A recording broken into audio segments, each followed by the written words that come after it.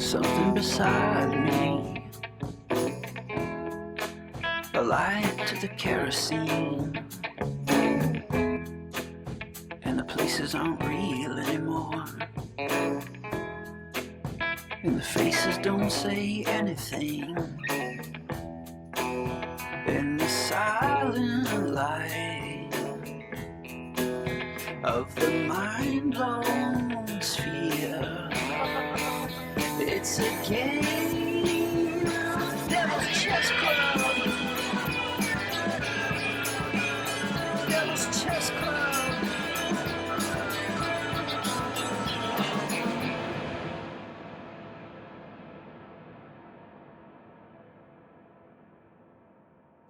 Welcome to Devil's Chess Club, back after a short hiatus. I'm Aaron Good. Today's episode features a speaking appearance that I made recently at Wayne State University. The Wayne State Sociology Department, with the African American Studies and History departments as co-sponsors, they hosted me and gave me a platform to discuss my political science doctoral dissertation, which was subsequently published as American Exception, Empire, and the Deep State. It was a great experience on the whole. I especially want to thank Khari Brown for inviting me, for doing all the legwork to make it happen, and for having great discussions with me throughout my visit. Khari is a rare individual, an American social scientist and professor with courage and integrity. We were joined in Detroit by Wiley Michelle Boley, the director and videographer who put together the video intro for Devil's Chess Club, and she came to Detroit to film my presentation as well as some footage for the upcoming American Exception documentary film.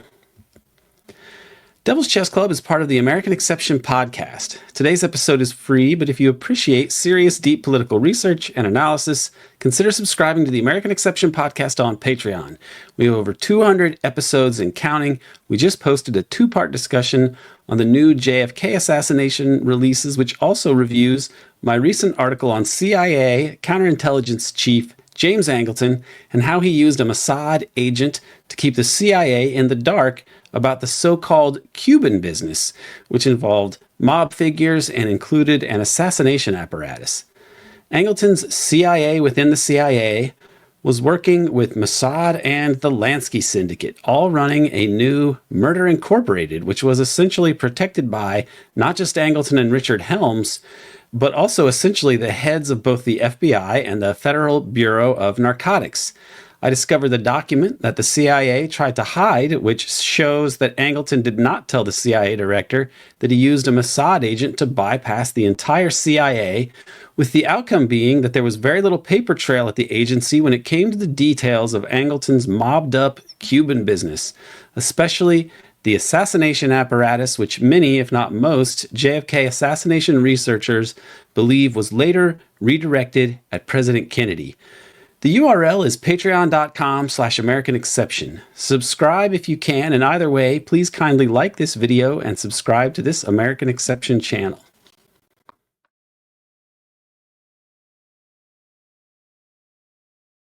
Hello, everyone, and thank you for joining us to hear Dr. Aaron Good give a talk on his book, American Exception. I first want to thank our co-sponsors, which are the History Department, the Department of African American Studies, Sociology, and the College of Liberal Arts and Sciences.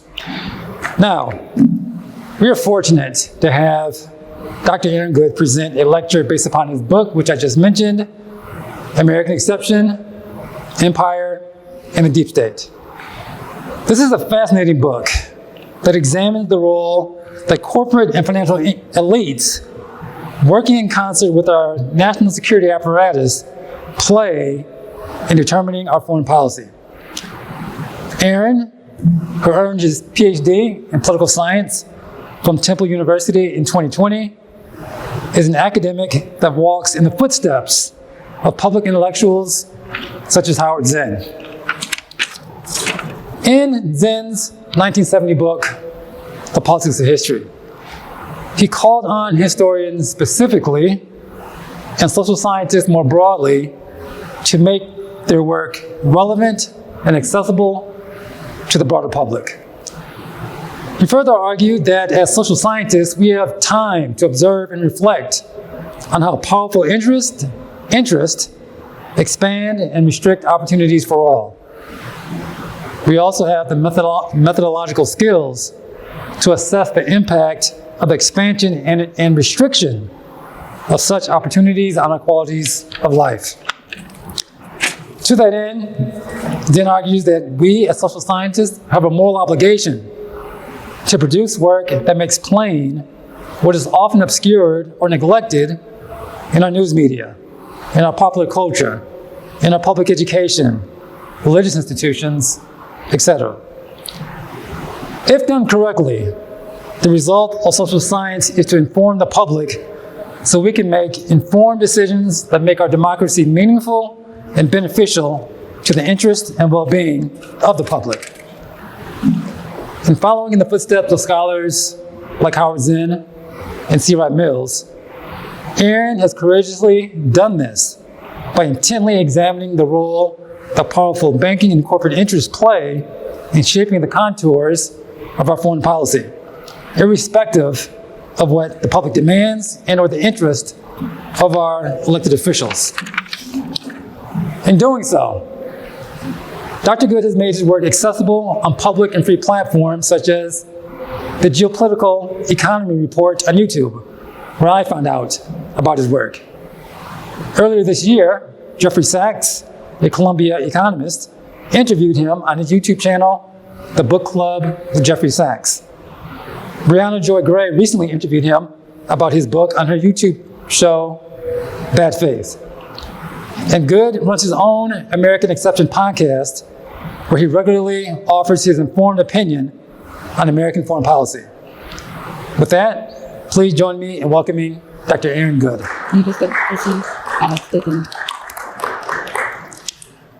Thank you very much for that, Khari. And I would also like to thank the Sociology Department and the History Department and the African American Studies Department for making this possible. My work is so radical that I quickly concluded that getting a tenure track position would take up all of my energy and suck my life energy essentially, and would not likely be successful. And so I made the decision that a podcast would be a way for me to sustain myself, but I really miss academia in the sense of being able to discuss these issues in any kind of forum that is public besides the internet, that involves other students and scholars. So I'm really honored to be here, and I thank you all for showing up here today in the rain to listen to this. I want to echo what Khari said about the importance of making our definitions and understandings of social science useful and practical for people trying to understand society. Seems like that should be a goal of social science, to somehow add to our knowledge so that we can solve social problems, which is something we used to try to do and other societies have tried to do, which doesn't seem to happen in the United States. And in order to really look at the shape of this thing, I think C. Wright Mills is one of the most brilliant thinkers, and since this is partly the Department of Sociology, I want to center him and what he said about these issues. And I look now in my book at the section on methodology, and I want to read a quote from C. Wright Mills that he wrote in response to criticism of his magnum opus, The Power Elite, written in 1956. He wrote, "There are many literary and journalistic people who distribute larger images of the social structure in which they live. By refusing to comment on these images, much less to take them in hand, social scientists allow, as it were, these literary types to create and sustain all the images that guide and all the myths that obfuscate, as the case may be, our view of social reality. We've tried to use what we found useful of newer research techniques, but we've refused to give up the larger problems because of any initial dogma about method. Above all, we've refused to become silly about transferring the models of physical proof into the social sciences. We've kept the problem whatever it is, foremost in mind, and we felt that we just have to work out the best methods we could as we went along trying to solve the problem.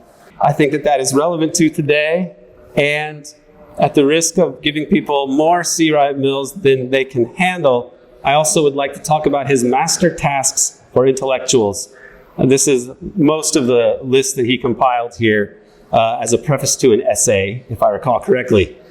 One of them, to confront the new facts of history making in our time and their meaning for the problem of political responsibility. He wrote this in the 50s, but it is even more true today. We have a very top-down system, and we're never really privy as to who makes the big decisions and what their motives are. We have to try to discern what they are.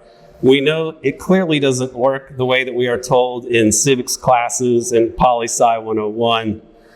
We know that much at least.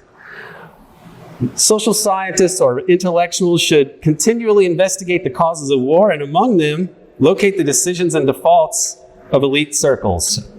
Again, we do not look enough at the top-down regime that we live under. If it was true in 1956 or in the mid-50s, it is 3 times as true today, at least.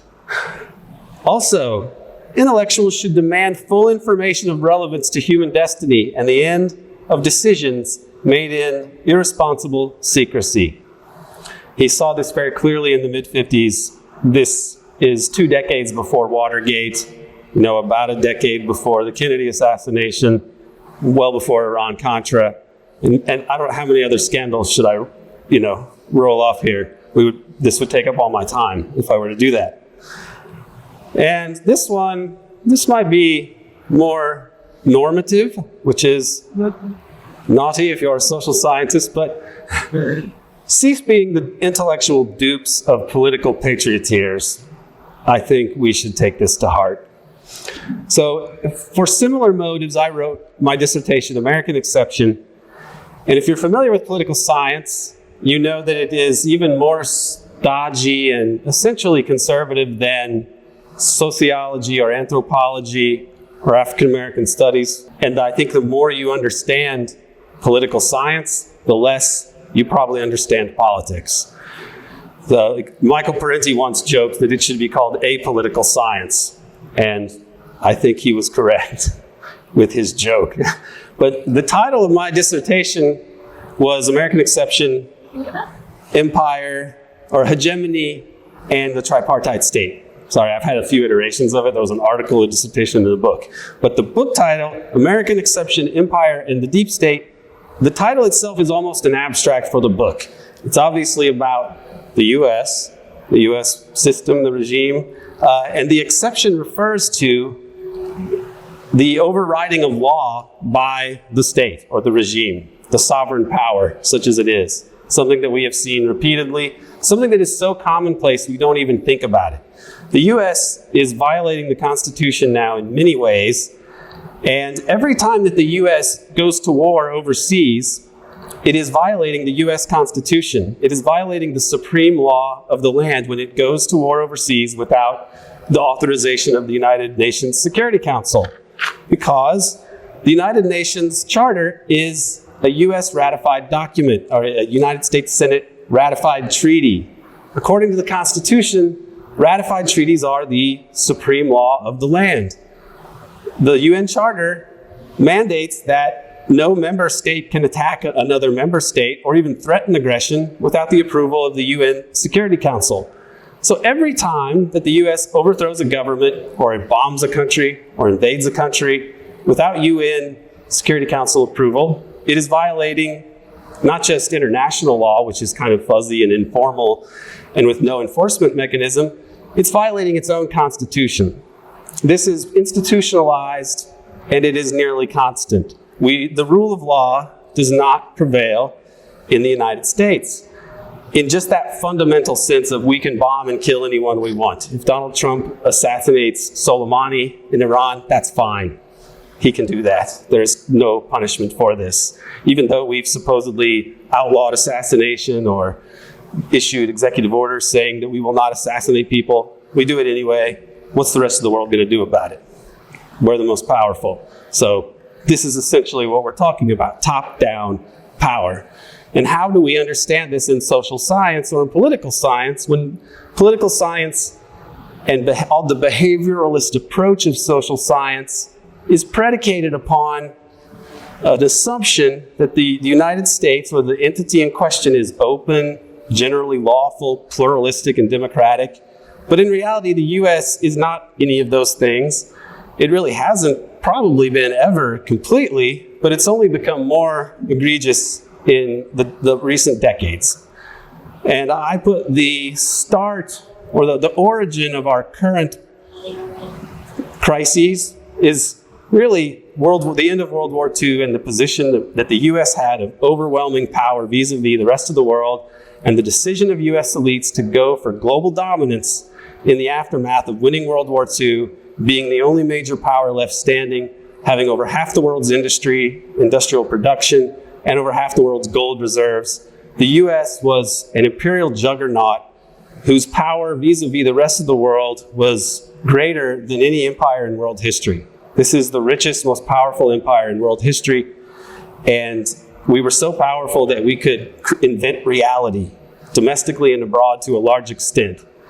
But this has caused problems, obviously. A preponderance of power and wealth distorted American society and put the whole of society really in service to this project of global dominance on behalf of the people who decided that we should be a global empire, essentially Wall Street. Wall Street forces at their think tank, the Council on Foreign Relations, were tasked with drafting the plan to manage the world, lead the free world, whatever they wanted to call it. They didn't call it an empire, they called it an American century. And that set the stage for the decades that have followed and up to the present day. This idea that we are the leader of the free world, we are the leader of capitalism, which is the best system that there could possibly be, and we have a democratic system, which is also as democratic and great as any system could be. And if we ever make mistakes, it's probably because we're trying too hard to make the world good and democratic like us. This is part of the American mythos. So this concept, of course, this does not hold true for many people, and especially people on the left who are critics of capitalist property arrangements and corporate exploitation and imperialism have looked to critique the regime in the West and in the US. And one way that this has been done is through this concept of a deep state, which really emerges in Turkey in the late 1990s when there's a car crash in Suffolk that included the chief of the security services, a minister of parliament, the world's most wanted international terrorist, and a former beauty queen. And they couldn't really explain why these people were in a car together. It was like if Dick Cheney, Osama bin Laden, Dennis Hastert, and Britney Spears were in a car wreck. And then you had to somehow explain what they were doing together. That's about what happened. And it led to some investigations of what had been going on in Turkey, and they eventually conclude, or other analysts and scholars come to say that Turkey had a Derin Devlet, a deep state. There was the regular state, but then there was the deep state, these networks of terrorists and drug traffickers, security officials, corporate oligarchs, foreign intelligence services. And if democracy got out of hand, the deep state would come in, put them back on track. Now this is almost an Orientalist approach of like, look at Turkey, they don't have the good democracy that we have. In reality, a lot of these networks were set up by NATO and the US. So even the original Turkish deep state, you could argue, was really a subsidiary of the US regime or the US deep state. That's about how it played out. Now the term is credited to Turkey, but really in the early 90s, Peter Dale Scott, a Berkeley professor, former Canadian diplomat, really a mentor and inspiration to me, a really peerless person who's frighteningly smart, and it's unbelievable his output over many decades. He's 95 now, and he's still, speaking to these matters. It's really remarkable. But he wrote in the early 90s a book about the Kennedy assassination, but it was really about the bigger system in the US, the bigger kind of top-down system that can't really be explained easily in poli-sci textbooks, and he called that the deep political system, a system where there's enforcement procedures that are inside and outside of officially sanctioned institutions, meaning that governance takes place not just with the visible government, but that there are other arrangements and institutions that can be brought to bear to make sure that things happen as they should. That's a deep political system, which is really kind of a proto-deep state argument. Eventually, Peter's friend, Ola Tenander, who's a Swedish academic, a brilliant and a great guy as well, he was at the Peace Research Institute in Oslo, and he wrote about the deep state. He wrote an essay called Democratic State versus Deep State, Approaching the Dual State of the West, and he made an argument that was predicated upon scholarship of, I'm sorry, this makes people squeamish, but of the Nazi regime. A book written by a German immigrant to the United States, I think his name was Ernst Frankl, and he wrote The Dual State, A Study in Dictatorship, I think was the full title, and he wrote this in the 40s, trying to explain Nazism. And he said, we have on the one hand, the normative state, which is civil courts, police services, legal system, and all this. But then there's this other prerogative state. And it would override the rules of the normative state in order to supposedly protect the normal state. So it's like a security kind of a state. The state became dualistic. It wasn't just the older Weimar Republic and other earlier institutions. There was this new prerogative state in Germany, which was there to act in the instance of an emergency to protect the normative state. And of course, we know the German prerogative state is the Nazism, right? So we understand this. But this is really what we're talking about, an exceptionalist state that can use all kinds of violence because there's an emergency that's never ending. And so you can't really follow the rules, because if you followed the rules, it would be the end of the state. In the German case, they were worried the socialists would take over. Part of the way they dealt with this was to burn down their own parliament and blame it on a communist. And this is how they get these exceptional powers, the Führer Act, the Enabling Act, right? The Enabling Act. So the German parallels might make us uncomfortable, but because they are so on the nose. I mean, if the Führer principle, Führerprinzip, I think in German, I only know a few German words and they're all related to this particular area, so I don't trot them out when I meet German people.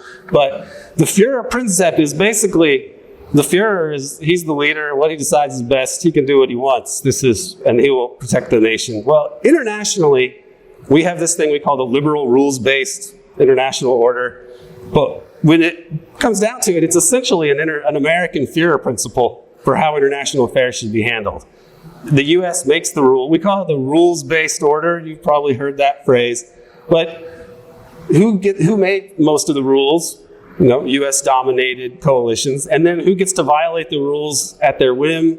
That would be the US, the main violator of international law. We created this whole free trade regime, for example, around the world over many decades, and now we're just arbitrarily putting tariffs into place. Who's going to stop us?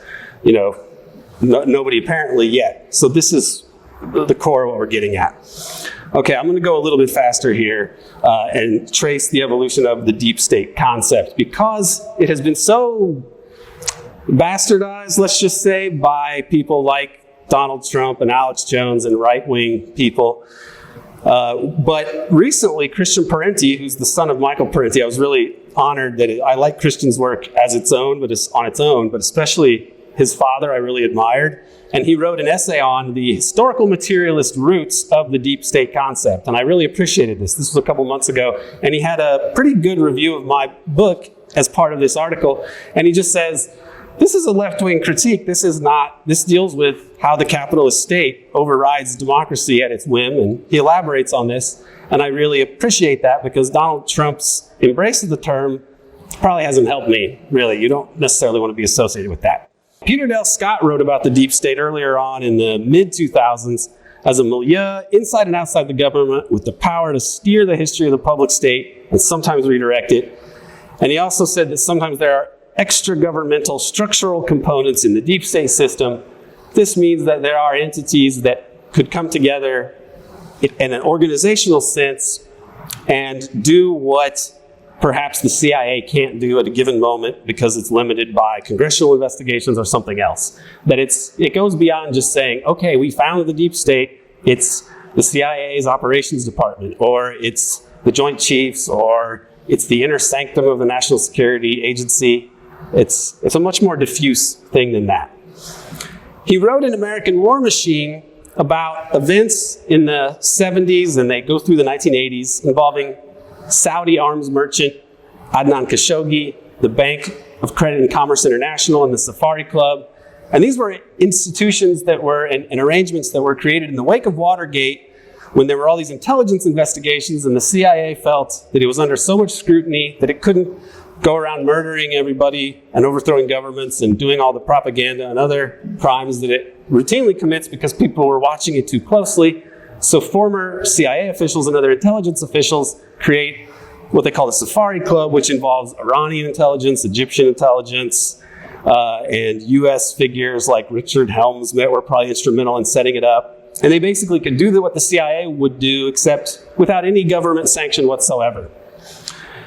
This was, as he says, they were no way guided by the political determinations of those elected to power in Washington, and were instead expressly created to overcome restraints established by political decisions in Washington. So this is antithetical to democracy. It's not merely undemocratic, it's anti-democratic. The metaphor to try to understand this, there are other ways that might be apt in different circumstances. So one of them is like, is the deep state an iceberg? Is there the visible state, but then there's much more of the state that we don't see? Is that the best metaphor? Sometimes it may well be when things are confined to CIA operations or various covert operations carried out by perhaps the military, which sometimes dabbles in these things. You know, is this really what we're talking about? Another one is a weather system, and this is what Peter Dale Scott likes. When he sees this as something that is overlying everything that happens in the US. So the deep state is not merely these bureaucrats and national security people. It has to do with the whole of society and the kind of top-down power that influences all of society. So in essence, it's really about oligarchy. What we're talking about is an oligarchic system. If it's not democratic, which I argue, and I think is not that hard to argue, what is it? Well, it's oligarchy. Well, has oligarchy been the modal or almost universal form of civilization? Yes, I would say so. We have never transcended that. And pretending that it isn't the case is, I think, a problem for the U.S. The problem for Westerners, a problem for anybody trying to understand how things really are. The shortcomings of democracy. And it's not that democracy doesn't exist in any form. That's why I argue that there's a tripartite state. We have the top-down forces of oligarchy, which is essentially the deep state in the biggest sense. You have the national security bureaucracies, which operate according to laws created by the democratic state. But there are other things going on besides the laws being executed within these national security agencies. There's other power brought to bear. So the deep state, the oligarchy, has enormous influence on the public state because it finances campaign contributions and so many other issues that it uses. Money dominates, they control the media, corporate media, and so on. So the deep state really dominates the public state, and it dominates the national security bureaucracies. Wall Street created the CIA, essentially. A lot of Wall Street lawyers, white shoe lawyers from investment banks and so on, these were the guiding or the driving force behind the creation of the CIA in the first place. And when you understand that, it's not hard to understand why they always overthrow governments when those governments are nationalizing valuable assets held by U.S. corporations. Okay, United Fruit in Guatemala, the Freeport Mining Company in Indonesia, Standard Oil wanted to get into Iran. British Petroleum in Iran was the original aggrieved party when we overthrew Iran's government in 1953. Anaconda, Kennecott Copper in Chile in 1973. Aluminum companies, bauxite mining companies in Jamaica in the late 70s. Just on and on. We see this pattern. This is a definition I say of deep state in the book. I have a glossary and I point out it was misappropriated in the Trump area, but in the broadest sense it refers to the various institutions that collectively exercise undemocratic power over state and society, and I say it's pluralistic to varying degrees. It's an outgrowth of the overworld of private wealth, and it includes, most importantly, those institutions that advanced overworld interests, which is like saying advance the interests of the oligarchy through nexuses connecting the overworld of corporate wealth, the underworld of organized crime, and the national security organizations that mediate in between them, which is an unspoken but very important part to understanding the US. Organized crime is essentially another word for tolerated crime when it comes down to it. The history of the mob is intertwined with the history of capitalism, US capitalism, capitalism in general, and it probably isn't too much of a stretch to say that the purest capitalists are mafiosi when it comes down to it. Now, the other side of it, besides this big overarching systemic concept of the deep state, which is oligarchic top-down power, but on the other sense, you zoom in and you have the clandestine deep state. I don't mind using this term in a kind of all-purpose way to talk about top-down power, as we see it overall. In a sense, you can, in the regime sense or systemic sense, you could say the deep state is capitalism, the deep state is oligarchy, the deep state is the empire. But when you're talking about the clandestine part of it, then you're zooming into a particular aspect of it. That aspect of it which can override democracy when the time comes. That's the clandestine deep state. Supranational or supragovernmental structural components of the deep state system. For example, I already mentioned this, so I won't read it again, but the Adnan Khashoggi centered off the book's intelligence entities, like the Safari Club. Okay, another key example, which is at the bottom here, is the Doomsday Project, or continuity of government provisions, which were established in case there was a nuclear war or some other terrible emergency, but especially nuclear war, and there was a decapitation strike that knocked out the leadership in the US. This entity that's controlled by the military and even included basically people out of government in the 1950s that were private citizens, but basically oligarchs, and they were tasked with running this. When Eisenhower left office, that was the situation, and Kennedy and George Bundy attempted to make some changes, and I don't know exactly how they revised it, but the point is this is an entity that Americans don't know about, and it has the power to override the Constitution. If it declares an emergency, then it can act. And who knows? And these elements are present in a number of very key deep state intrigues in the United States, like the Kennedy assassination, like Watergate, Iran-Contra, and 9/11. Peter Dale Scott in particular has identified aspects of these affairs and events that involve this network that is so top secret, we know very little about it. There are still many orders that were transmitted on the day of September 11, for example, by Dick Cheney using this network, communications network, and we have never had those communications available to us. Likewise, on the day of the Kennedy assassination, there's even a government website that says the White House Communications Network was instrumental in documenting the events of November 22nd, 1963, when Kennedy was assassinated. Well, they posted that, but those documents have never been released. Whatever was transmitted over those networks on that day, that wasn't released. So we don't really know how they were brought to bear that day. We know he was whisked off to a military installation for an autopsy, the Bethesda Naval Center Medical Hospital. That's where his autopsy was carried out, and that was a big cover-up. So the military's hand in the JFK assassination, for example, traces or connects to this idea of a continuity of government network or doomsday project that has the power to override the Constitution and supersede all authority of the government and not tell us about it after the fact. Okay, the systemic sense of the deep state governance, the deep state predominance has been institutionalized via co-optation or subversion of the state, civil society, and liberal institutions. So in the broadest sense, we can say organized religion, the educational system, corporate media, even a lot of so-called independent media could be considered part of the deep state. It's congruous with the older concept of the establishment, which is a top-down network that is an exclusive club of sorts. In a way, it's analogous to this. So here's an illustration to kind of hash out the tripartite state. You have the democratic state, the public state that we learn about in school. You have the national security state that's supposed to protect the public state from, all enemies, foreign, domestic, has secrecy and some overriding powers if need be, but all in the service supposedly of protecting the Constitution. But you also have the power of oligarchy. This is the deep state.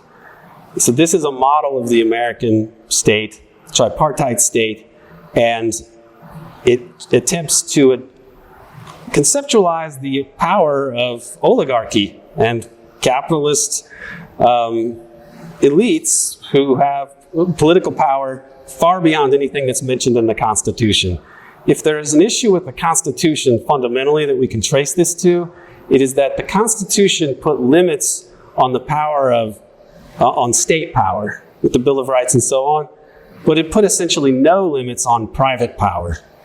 That has been our undoing, we could say. Now, thinking of the deep state in the bigger regime sense of the term, you have democracy, Congress and all that. You have the national security agencies, but you also have civil society, which could in theory influence the behavior of elected officials. I say in theory, elected officials and even national security officials who are in some sense supposed to be beholden to democratic actors, the lowercase d. But deep political power, oligarchic power, the power of money and wealth, neutralizes the ability of civil society institutions to act as a check against top-down anti-democratic forces. If you are interested in trying to work for political progress in the United States in a really meaningful way, and you leave college, you will find that there are very little options for you except for NGOs that are sponsored by basically oligarchic actors. There's not a U.S. government entity that you can work for that really works against the big problems in the world, because it's this regime that creates and maintains, reproduces these problems. So it's for younger people and anybody graduating, anybody looking to think of what they can do, I really truly sympathize with them, because there is so little institutional support for anyone looking to do anything positive and meaningful in the U.S. about the most pressing issue, which is our political crisis of having a top-down regime that is not concerned with our welfare, much less the welfare of people around the world.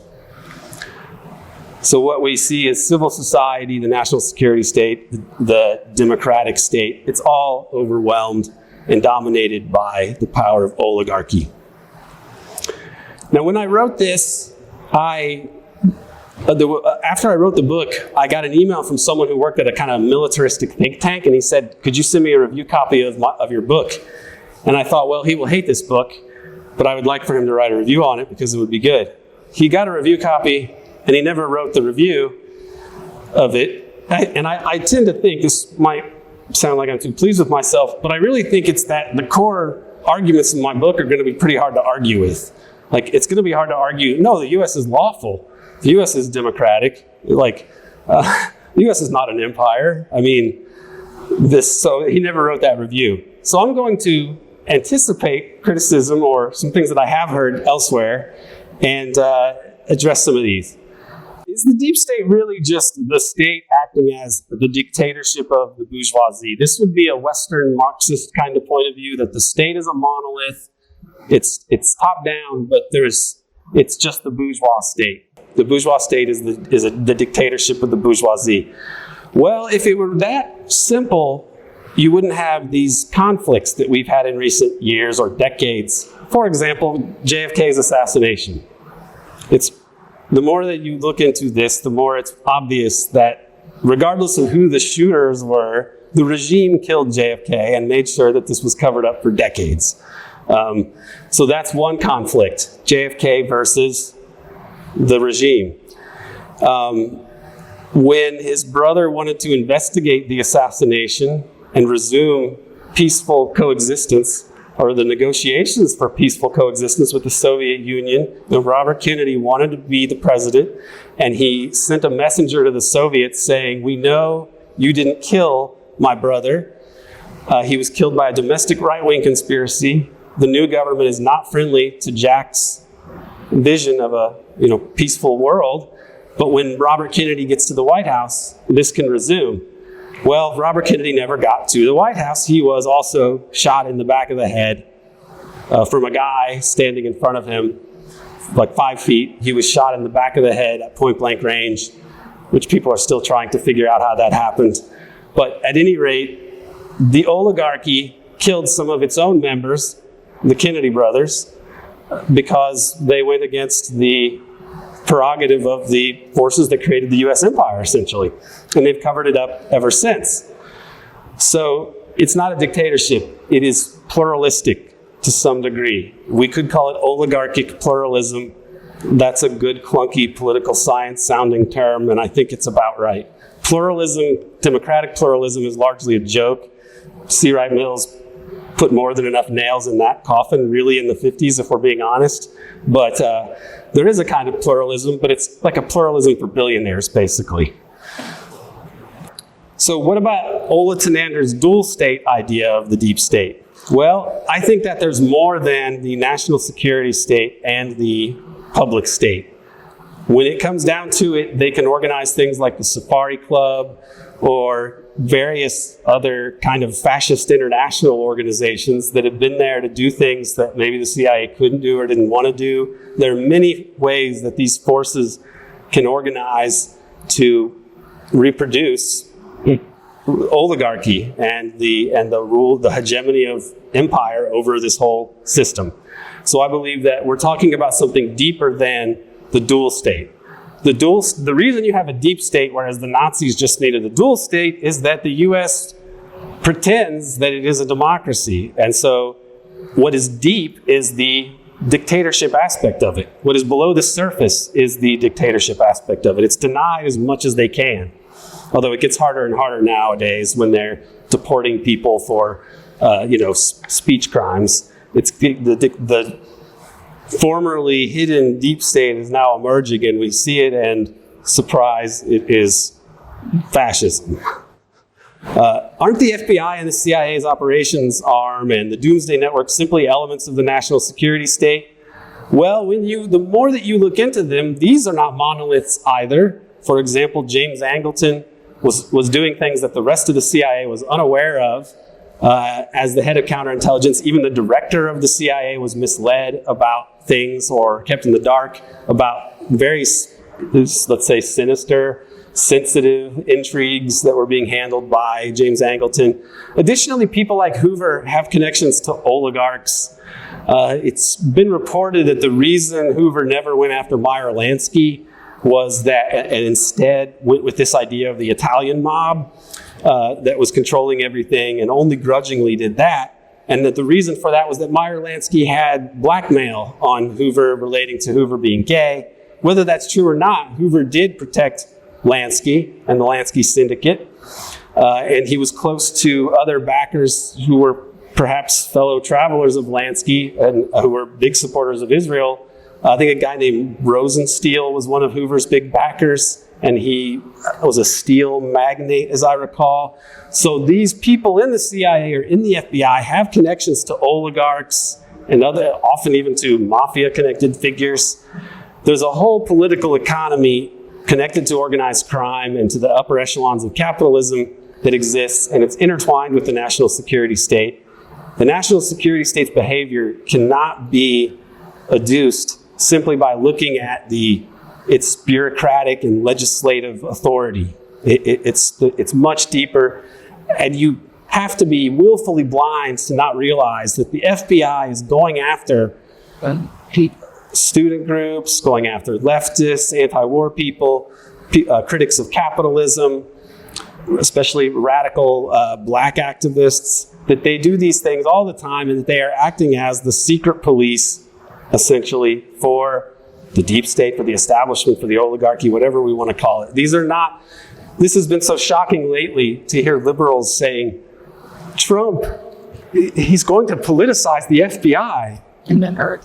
I mean, what world have they been living in? I mean, the FBI is basically the political secret police. Among other things, I'm glad if they can catch pedophiles or things like that, but their most significant function is the secret police of a political secret police, we could say, a secret police of the establishment.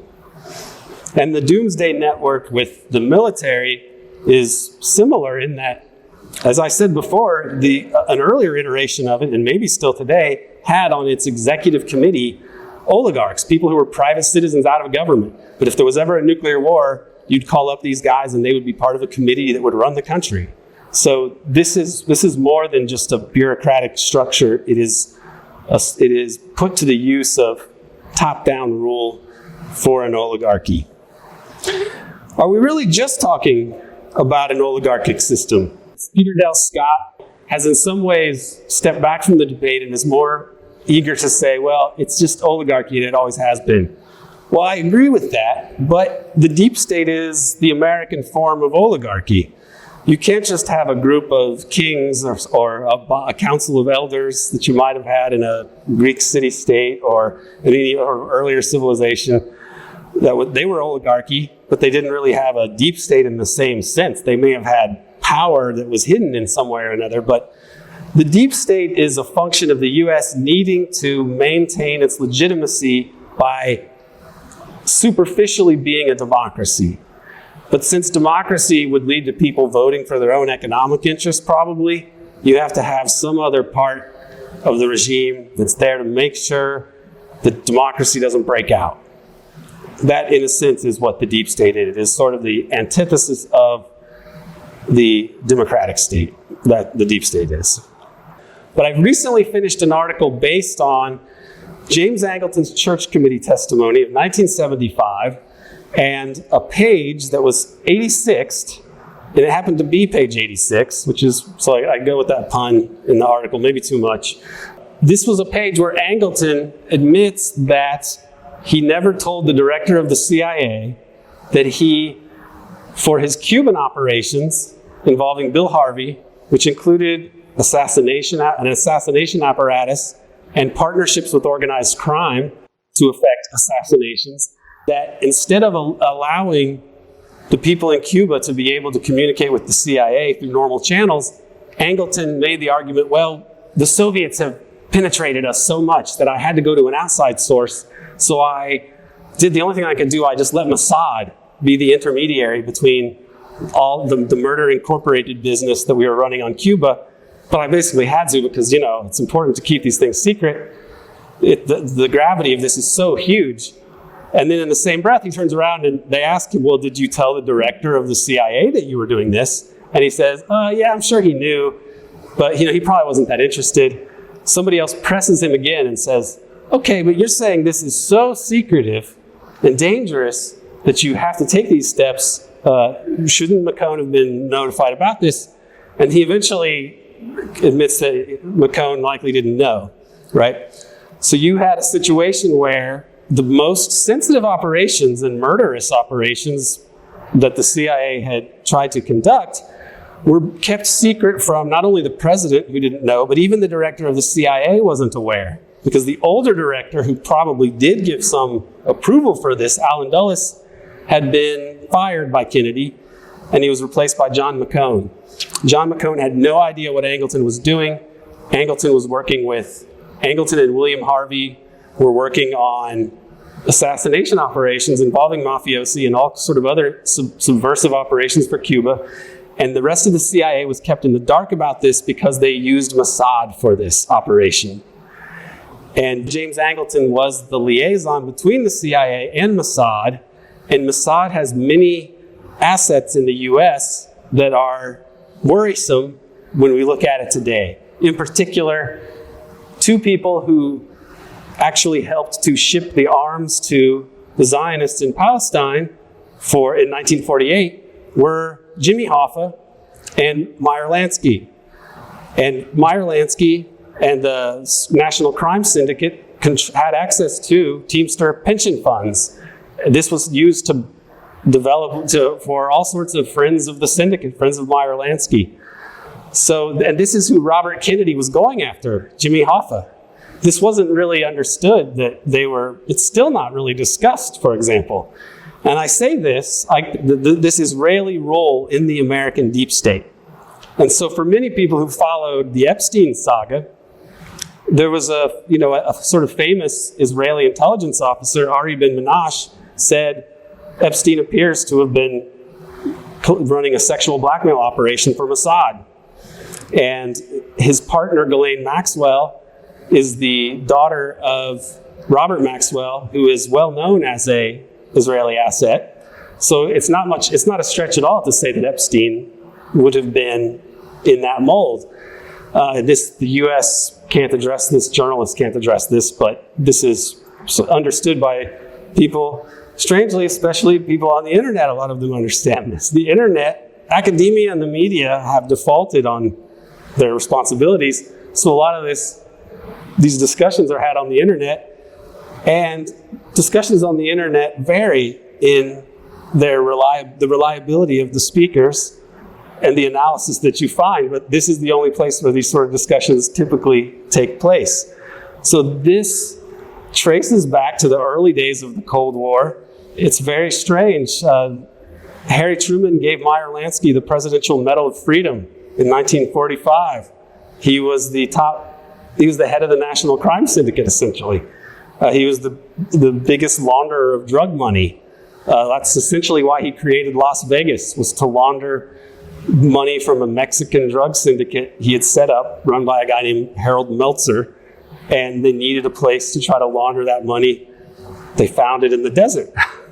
Okay, so this is a part of America's deep political history, and it's very understudied. The point is not to blame Zionism or Israel for all this, because I think they're not the people who created this system where money buys everything. This is capitalism, this is imperialism, this is Western imperialism. And I think now that it is faltering and perhaps on its last legs internationally, and that this era of U.S. global dominance is coming to a close, I believe that is a factor as to why Israel is pursuing this solution that it's pursuing in Gaza, in a sense, because they fundamentally understand that the world is changing, and we are living through what is probably the last years of Western imperialism, the last years of white supremacy in the bigger sense, where the most important and powerful actors on the world stage and in world history are the West and whiteness as a political project, not as an ethnicity, which is not as interesting a subject, even though for liberals it's the most fascinating thing in the world to check your privilege and this and that, right? And really look into your navel and confront your whiteness or something. That is what it is, and that's a personal thing, and maybe people want to find ways to self-actualize, but the bigger project of like white supremacy, global whiteness, is essentially another way of saying capitalism or imperialism or Western imperialism. And I believe we are seeing the end of it, and that's why everything is insane right now. With that said, I think that Khari wanted to ask me some questions, and if I can also take questions from anybody out there. So, but that's a rundown on my book and its relevance. Thanks, Aaron. That was excellent talk. I just have just one question related to your methodology. I'd like you to just talk a little bit more about your methodological approach in uncovering the documents that you rely upon to define this deep state that you've been discussing. I'm also interested in understanding how you uncover these documents that you're using to support your claim about the deep state's role in determining our foreign policy from the beginning of the Cold War to the present. And what I'm thinking about is that you mentioned the role that oligarchy played in JFK's assassination, and in your book you talk about the fact that JFK had aims of normalizing relations with Cuba and pulling out of Vietnam at some point, and this was in dispute among some members of the oligarch. And you make an argument that this may have played a role in his assassination. And so my question is a methodological one. How do we know that the sources that you are relying upon is actually reliably leading you to the conclusion that you are making in your talk and in your book? The methodological approach, and I did address that at the beginning, and C. Wright Mill's relevance to it, but most importantly for me is that methodology not be what determines the problems that you can actually study. This is what C. Wright Mills was getting at. If you think that I have to collect the data and run it through the regression machine and then, I've done some science, that is not really going to explain the kind of power dynamics that we're talking about. That's the kind of thing that you could use to understand democracy if we did live in a society where information was more or less publicly available and understood, debated openly, and you had political parties that were responsive to democracy and to the public. But we don't really live in that system.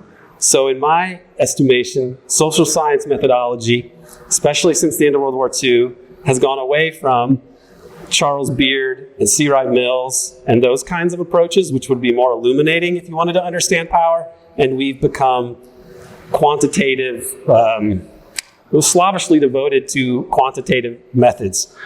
And C. Wright Mills said that you have to run everything through this fine little mill of statistical ritual. And it's commonplace to say that what you get from this kind of science is true but not important. But I don't even think it's true. I'm paraphrasing, but that was what he said. I think that is the case. My own methodology is based on people like Peter Dale Scott and other historians who have tried to look at information and history when you have imperfect information. So when you're talking about its sense-making under obscure conditions, really. How do you make sense of what is happening politically when the political actors are not honest about what their motives are, and when you can't even determine what are the decisive points that determine decisions?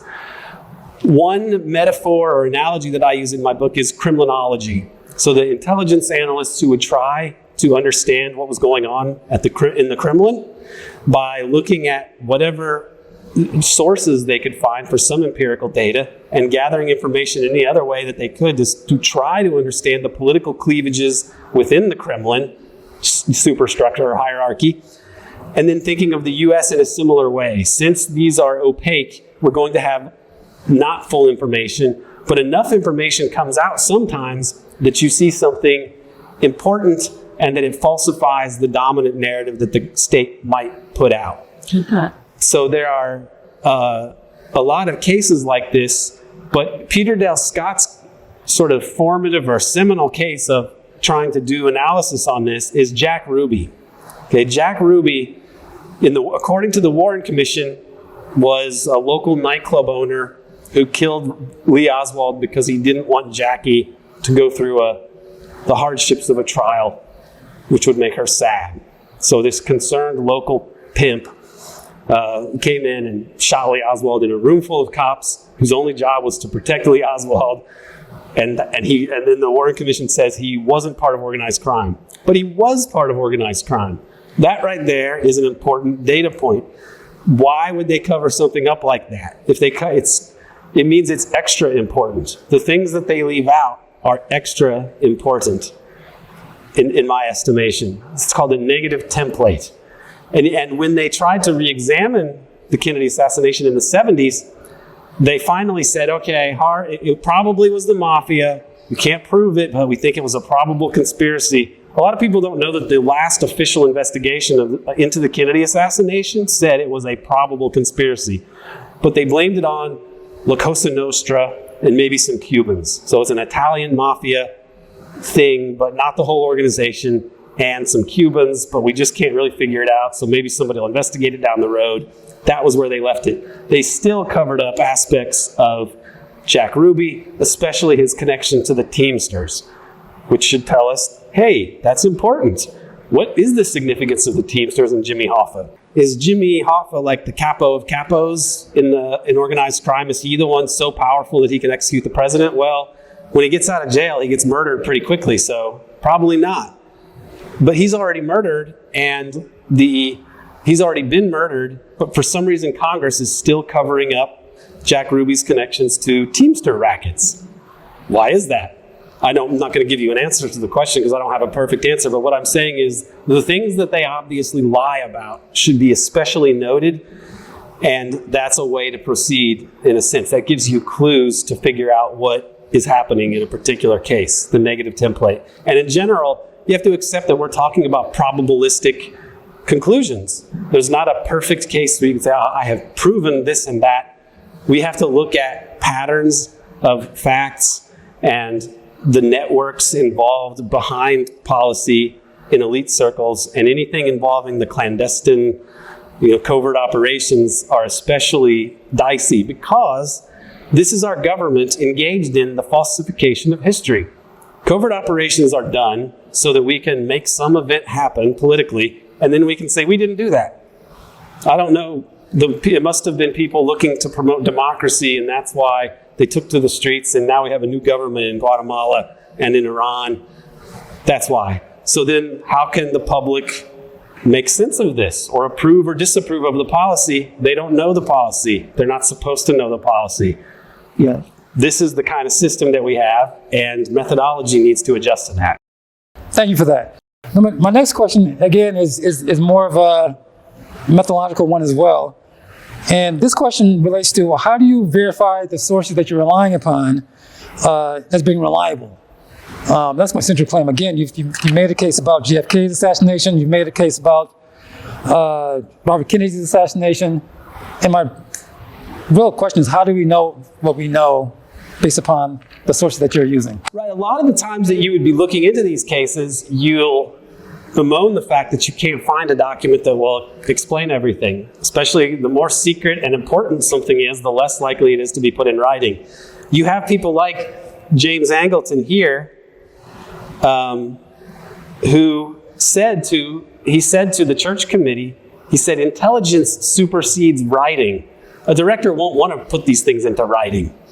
Well, once you understand that these people are saying intelligence or secrecy supersedes writing, and you hear it from the horse's mouth, you understand that they are there to obscure what's going on. Their decisions, the more important they are, the less likely they are to be put on paper.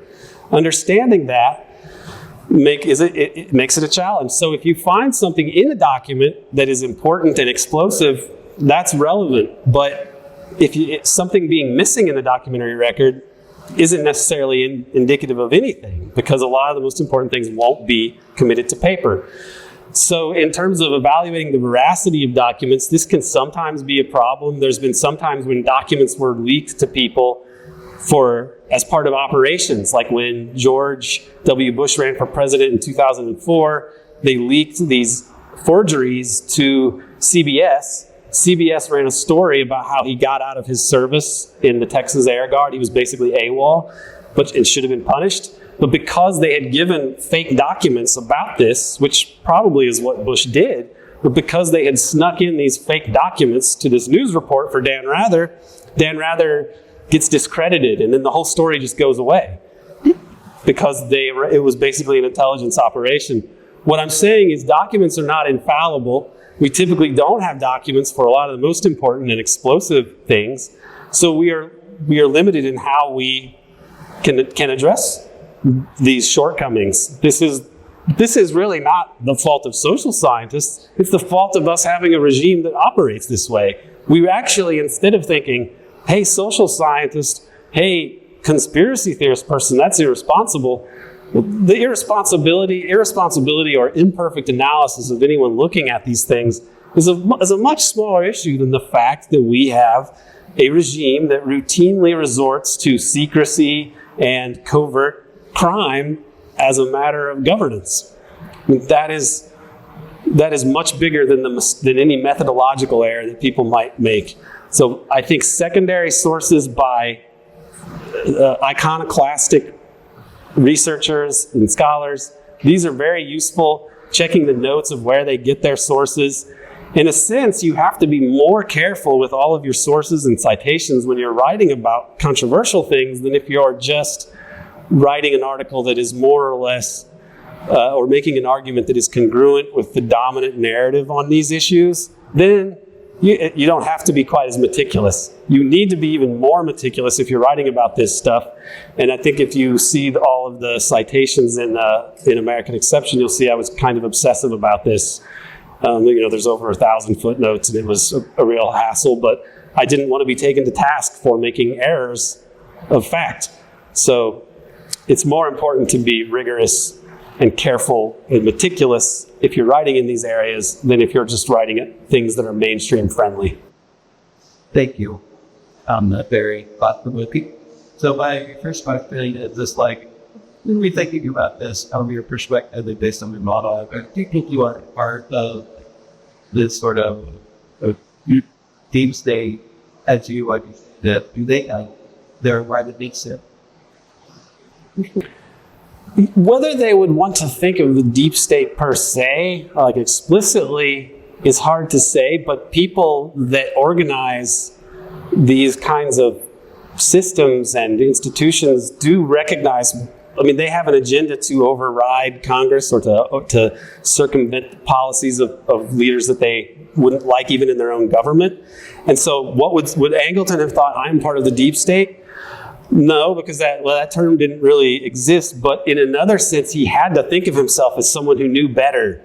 These people were fanatically, especially Angleton and the military brass at the time in the early Cold War, were obsessed with communism and not allowing the weakness of the Western liberals to somehow allow the communists to defeat us. The guy in Dr. Strangelove, when Dan Ellsberg, he worked at RAND and he had done analysis on the nuclear command and control apparatus around the Pacific, and he found out, oh my God, any one of these guys could start nuclear war if they felt like it. And then he saw the film Dr. Strangelove, and he walked out of it with his colleague at RAND, and he said that was a documentary. Okay, this is profound, and I think that people that are in this system do realize how divorced it is from any kind of democratic oversight and control. Someone like Dan, who I became friendly with later in his life, we really miss him, but he saw himself as trying to restrain some of the worst aspects. He wanted to leak things about the nuclear war even more than the Pentagon Papers, but he was told, well, the Pentagon Papers and the Vietnam stuff is more important, but really people need to know about this nuclear issue as well. So there are people in there that are part of this national security elite, people who have security clearances, and they do think of themselves as a group, as part of an exclusive group. And this is why so few of them become whistleblowers, because it's their whole professional life. It's the source of all their status and prestige. And so when somebody like Ellsberg comes around, it's deemed treasonous by these people who, above all, are interested in their in-group status and the prestige and power that they have as part of these circles.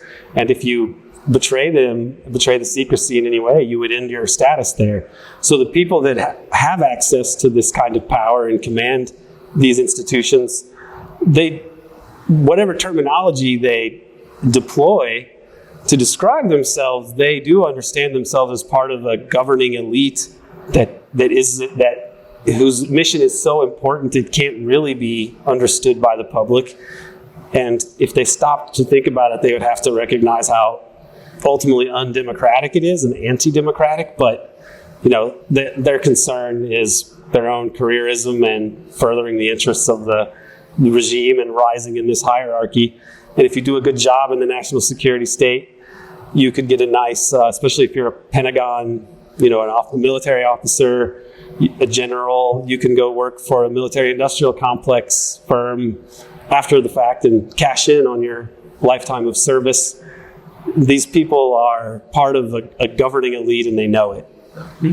I'm just interested in knowing if you can explain a little bit more about the relationship between the deep state and the Mossad. Then I would like to understand whether you think of the Mossad as within the deep state or it's a relational, relationship, if you will. That's the first part of the question. And then I couldn't help but notice the title of the book, American Exception. And I'm sure you know that the state of exception is a term that was coined by Schmidt. So, are you thinking of American exception in Spanish terms, why or why not? And if you think of today's political environment, do you think American exception stops at the question of Palestine? Okay, you asked a lot of questions there. The easiest one to answer first is yes, the exception is a reference to Carl Schmitt, and I spend a good amount of time in the book hashing out the theory of Carl Schmitt and explaining what we're talking about here. It's a fundamental issue for democracy or any system of government. What do you do in the emergency? If we look back at political theorists, America is said to be based most clearly on the thought of John Locke. He's the liberal of liberals, right? And John Locke even said about this issue, well, if there's an emergency, you can't really just follow the laws if it would mean like disaster. So you need to have an executive who can, decide when you need to take some emergency measures. And then he poses the other question, well, what if an executive abuses that power? What should you do? And Locke says, well, in that case, you need an appeal to heaven, which is a way of saying you need a revolution. Okay, so this is, even liberalism kind of comes down. John Locke is the father of liberalism, and he basically says, yeah, you need to empower a leader. What's the German word for leader? Well, whatever it is, you need to empower someone so that they can address the emergency. But if he abuses that power, well, I guess you need a revolution. Locke is supposed to be the liberal side of things, and then John Hobbes is like, submit to the sovereign because you're too weak by yourself and you need the sovereign to protect you. It's a dangerous world out there. You got to empower the sovereign. But if he's harming you, you have to revolt. So there's really very little difference between Hobbes and Locke and liberalism. Hobbes is the father of neoconservatism, you could say of fascism, of a kind of modernist absolutism. And then Locke is the liberal guy, but they both essentially say, oh, if there's an emergency, forget the law. You have to do what you got to do. As for Mossad's role in the deep state, as I talked about earlier, I just discovered myself really a year ago before they released the unredacted version, and they released the redacted version just a few days ago that confirmed basically everything I said about Israel and James Angleton. James Angleton was the head of counterintelligence at the CIA in the 50s and up until the 70s. And he ran a lot of the most secretive operations, the most sensitive ones. He had a big hand in. And he was also the Israeli liaison to Mossad. He had ties going back to Zionism before World War II, where he worked with Teddy Kollek, who later became the mayor of Jerusalem. And there are 2 monuments to James Angleton in Israel, interestingly. He was accused of being an Israeli agent by another CIA officer during a meeting, even. So he was known throughout the agency as a guy very close to Mossad. And as I just discovered through a document that they tried to delete, or a page they tried to delete, that Angleton went around the entire CIA and instead used Mossad to run the Cuban operations with William Harvey, which included assassination and partners with the National Crime Syndicate and so on. So there is a scary example of Mossad essentially having a total insight into the most spectacular, explosive, sensitive U.S. operations in the history of the CIA. Most people believe that apparatus, the Cuban assassination apparatus involving the mob and William Harvey, that was what was turned around on President Kennedy to assassinate him, essentially. One of William Harvey's colleagues, a guy named John Whitten, essentially said that Harvey could have been involved in the Kennedy assassination. He says, yeah, he could have, I wonder if he killed the president. And then somebody said, killed President Kennedy? And then this guy's response was, well, he's too young to have shot McKinley. So this is an unsolved mystery. I'm not saying that Israel killed JFK because I don't believe that. I don't believe that they did. However, it does appear that they had intimate knowledge of this, and there's reason to suspect that Mossad has used that information to blackmail the U.S. In particular, Oliver Stone's JFK. And Oliver is a friend of mine, and I think it's a masterpiece of a film. But it was fine. The executive producer was an Israeli spy named Arnon Milchan, who was instrumental in helping Israel acquire the nuclear bomb, for example. So why would Israel be interested in promoting the JFK film? The JFK film leads to the JFK Records Act in 1992, which is why Trump just released all of those documents recently, because they were required to by law. Why would Israel want, is Mossad an advocate for open government? No. So what I'm saying is, I believe that part of what Mossad has done, and Israel has done over the decades, is used its intimate knowledge of state crimes to basically blackmail the U.S. in different ways. JFK is one part of that. You can look at Epstein. That seems to be them taking over things that the CIA used to do, and they tell them, we'll just keep exposing your crimes unless... That's the way it seems to me to have played out. I can't perfectly explain it, but that seems to be the overall trend. The U.S. has farmed some of the dirtiest tricks out to Mossad, apparently. Understanding you correct, you think that the Mossad is within the U.S. deep state. They don't have an external relationship together, but they're embedded within. And in that sense, it is a direct foreign intervention and meddling in U.S. politics. And that perhaps they are within, and they still aspire to project that relationship as its external, not internal relationship. And I just wanted to make sure that I understood that right. And I also wanted to remind you if you could please follow up on the question of Palestine and the state of exception, and how does this knowledge that you've developed in your book about the deep state, the relationship with the Mossad, affects the question of Palestine and the attempts right now to silence free speech and student activism. The reason why I say this is because if the U.S., it has been long argued, like Mersheimer, for example, bluntly argues that it's the U.S. lobby, both they have the Israeli lobby, Waltz and Mersheimer, and they say actually the Israeli lobby intervenes in American politics. In that sense, he thinks of the lobby, the Mossad, as external. Right. You're giving us a different projection. But there's another side of the coin where it says that Israel is too little to meddle with American powers and politics. That if those two politics did not actually come together in terms of a united objective, then America would not allow this. How do you feel about that?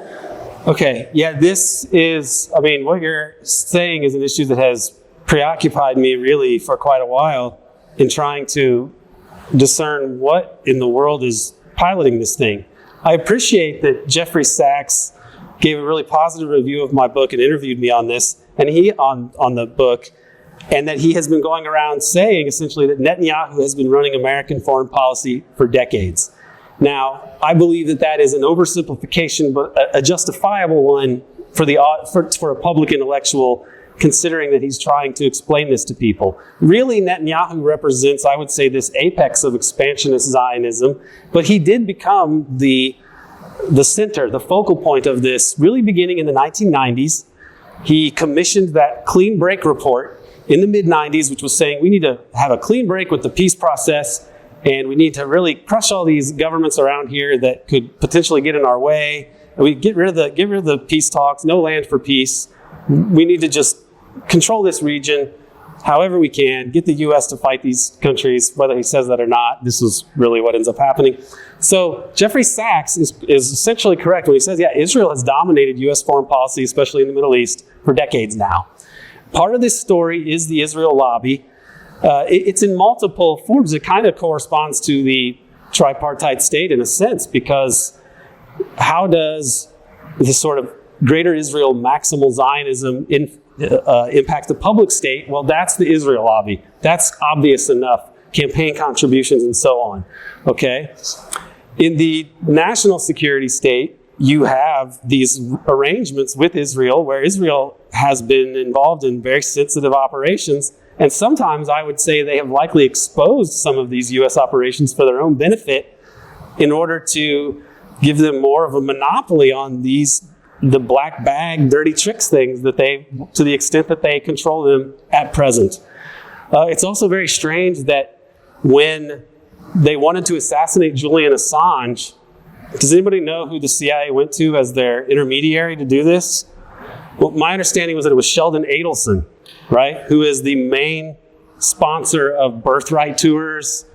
His widow gave Trump a $100 million campaign contribution, supposedly to get Trump to recognize the annexation of the West Bank. That was reported in the foreword. So, and already in the first term, Trump recognized Jerusalem or moved the embassy to Jerusalem, right? That was significant. So we see that they can dominate the political system, the democratic state through campaign contributions and so on. In the national security state, they take on all sorts of roles for the U.S., sometimes in order to help protect the U.S. from getting investigated. But then you wonder how much of these exposures, like the Iran-Contra affair, exposure of BCCI, a lot of them there's reasons to suspect that these were exposed by Israel in order to make the U.S. change the way that it conducted these operations. Because ultimately the problem is the U.S. is running on a sort of gangster imperial model, and it cannot not murder people around the world. And so if part of the establishment, a Zionist part of it, is exposing these U.S. crimes in different ways, they're not going to be like, oh, well, I guess we better start being good and be nice to people in poor countries and stop stealing their resources because we've been exposed and now we feel bad. They don't. I mean, I think that Israel has insinuated itself or created conditions that made it sort of essential that they be brought into more of the actual regime of the West and the U.S. specifically. So in the tripartite state, you see the AIPAC and so on, political action committees, they can dominate through campaign contributions, probably through influencing media coverage in different ways. And then in the national security state, they take on sensitive roles.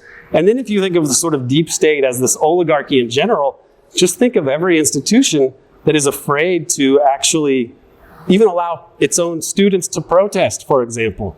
Why is this? What happens? What happens at all of these schools, these private high schools and such, like Quaker schools that are supposed to be religious and interested in the humanity of all people and the spark of divinity in all human beings? But do they speak out about what's happening in Palestine? No. What's the reason? Well, what you hear from people over and over again is that donors start calling in and saying, you better crack down on this. Bill Ackman is an obvious example. This is just oligarchic power dominating civil society. So you have a kind of totalitarian project. It's there to make sure that there's no democratic way in the political system that this will be reversed. The national security state can blackmail and murder people if need be. And then the oligarchy, the deep state, has all of this money to throw around, and we live in a country where money can buy everything. This is the heart of the problem. It's not that, this empire would be great if it weren't for Zionism. Okay, I'm not arguing that. I'm certainly not arguing that the problem is Jewish people. In an article that I just wrote, I said something to the effect that the actions of the state of Israel are as antithetical to the moral and ethical traditions of Judaism as American imperialism is to the Sermon on the Mount. Okay? So if anybody who has any loyalty to Israel would say, well, I have an affinity to this project and I'm offended. I mean, I'm an American and I have to look at my regime, and it is the main problem in the world today, to be honest. Western imperialism, this regime, is the reason we cannot solve any problems around the world. That the most powerful country in the world has made its job not to solve human problems, but to reproduce its global dominance and the wealth and power of its oligarchy above all else. And if there's going to be a chance for progress, and I think as bad as things look now, that offers hope, because the end of U.S. imperial power is a sort of necessary but insufficient condition for any kind of human progress. If we're going to do anything, you have to have a decline of U.S. global dominance, and you have to have a transition towards lawful cooperative internationalism. And nowhere is this gangster essence of the West more on display than in Palestine.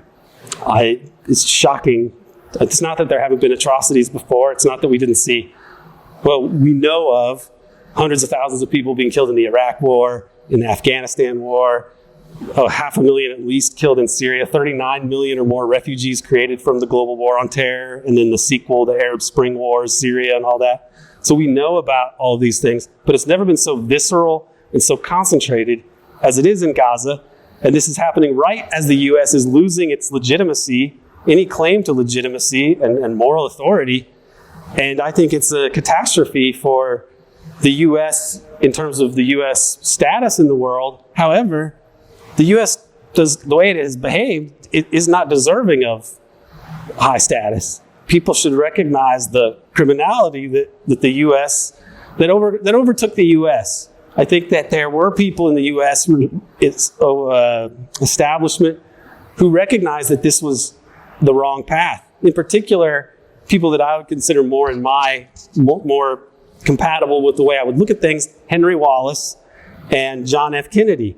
They both had to accommodate the establishment and this capitalist system, but they both were for lawful internationalism, essentially. And so was Robert Kennedy. So was Martin Luther King. Okay, they had a coup to get rid of Henry Wallace and put Harry Truman into power. Harry Truman, who went on to give Meyer Lansky the Medal of Freedom. And they killed JFK. They killed Martin Luther King. They killed Robert Kennedy. They killed Malcolm X. They killed Aldo Moro. They've killed Dag Hammarskjöld. This is, it's really, there is a kind of Game of Thrones thing going on here. But at the heart of it is just Western capitalist imperialism. And the role of Zionism in this is disturbing. It's important, but it's not the driving force of this bigger project of Western imperialism.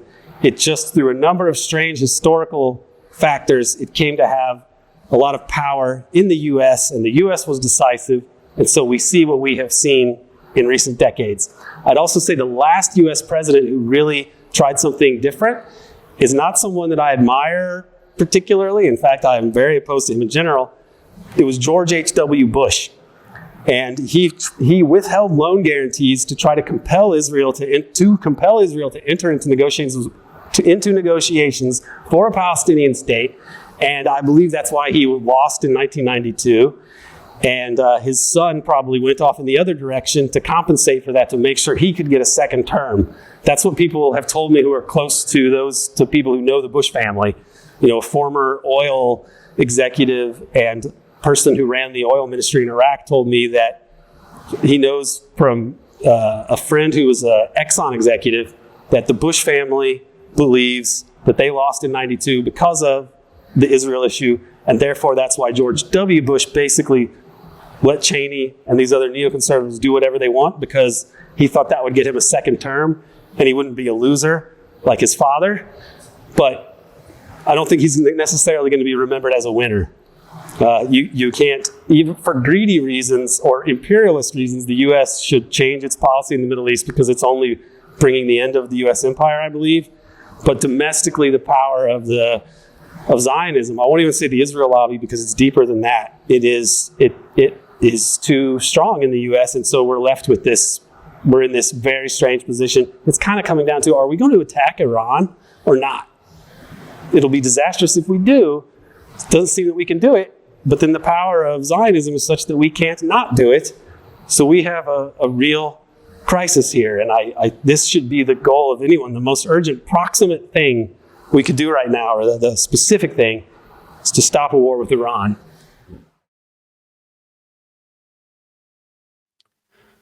Special thanks again to Professor Khari Brown for organizing this event, and to Wiley Michelle Boley for filming and editing the footage for us. Thanks also to Dana Chavarria for producing this episode, and thank you for tuning in. Please do consider subscribing to the American Exception podcast on Patreon. The URL is patreon.com/American Exception. Either way, please kindly like this video and subscribe to This American Exception channel. I hope that we can survive this decade without a nuclear war. I believe that the JFK assassination, now with the Zionist angle starting to be more properly understood, is still of the utmost importance to us in 2025. In the larger sense, JFK was killed because he sought to end the Cold War. What was really at stake here derived from the fact that he sought to end the Cold War and he supported Third World nationalism in various ways. These moves entailed redirecting the U.S. away from empire and toward being a leading nation in a system characterized by lawful, peaceful, international cooperation. That was the terrifying specter confronting the U.S. empire in 1963, that a president might democratically step away from the devil's chessboard.